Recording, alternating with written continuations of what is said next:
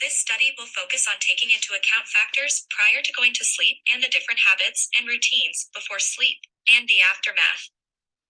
Factors in specific are the following: technology before bed, how many other people sleep in the same room as you, and other routine factors that affect sleep before one even closes their eyes. Sleep studies are required research because slumber and insomnia can consist to anyone, and the natural state of rest is self-regulation and routine. This study also brings forth more questions like why I realized a good night's rest helps me conquer the day better. Our aim with this study was to see if sleep is affected by different habitual activities. In addition, we also compared the start time of getting ready for bed compared to what time the subject falls asleep. Your body functions during sleep to support healthy brain function and physical health. Sleep also promotes growth and development. Achieving adequate quality and quantity of sleep is dependent on an individual having enough time available for sleep at an appropriate natural sleep phase, as well as general adherence to basic sleep hygiene recommendations, such as sleeping in a sleep-friendly environment. This study will be compared the time individuals get ready for bed and the time they fall asleep. In this research, the behaviors and events being observed naturally operate. The research participants I will be targeting will be nonspecific.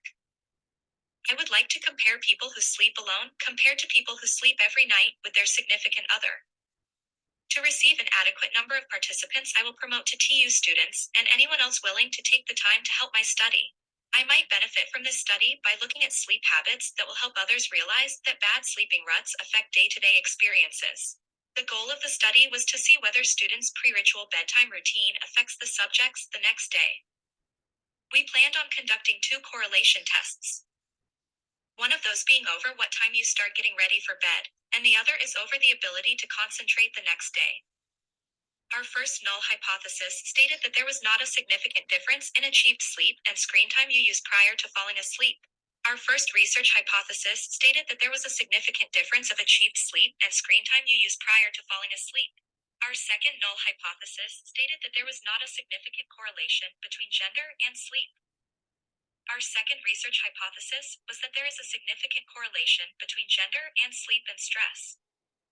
Our study was conducted on college students by answering a survey with questions created by us. Male participants equals 7. Female participants equals 13. Ages in the study ranged from 18 to 25 years. Structured interview, a formal set of questions posed to each interviewee and recorded using a standardized procedure. Non-directive interview, an unguided interview, including open-ended questions and the use of spontaneous engagement. Naturalistic observation, the study of the spontaneous behavior of participants in natural surroundings. The researcher simply records what they see in whatever way they see it. Survey research, any measurement procedures that involve asking questions of respondents. The types of surveys can vary on the span of time used to conduct the study. They can be comprised of cross-sectional surveys and or longitudinal surveys. Free answer, also referred to as open-ended questions, these include unrestricted, essay, or unguided questions. Example questions. On average, how much sleep do you achieve? Scoring 1 to 5. The minimal amount of sleep to function is a 1 and the maximum amount of sleep is scored as a 5. IRB approval was achieved. Came up with a questionnaire. Gathered data through the administration of the questionnaire. Reviewed results in independent t-test. Hypothesis 1. Oh, there is no difference in achieved sleep and sleeping alone you use prior to falling asleep. Ha, there is a significant difference in achieved sleep and screen time you use prior to falling asleep. There was not a significant difference between the means of the 2 groups. This means we reject the null. Correlation. Hypothesis 2.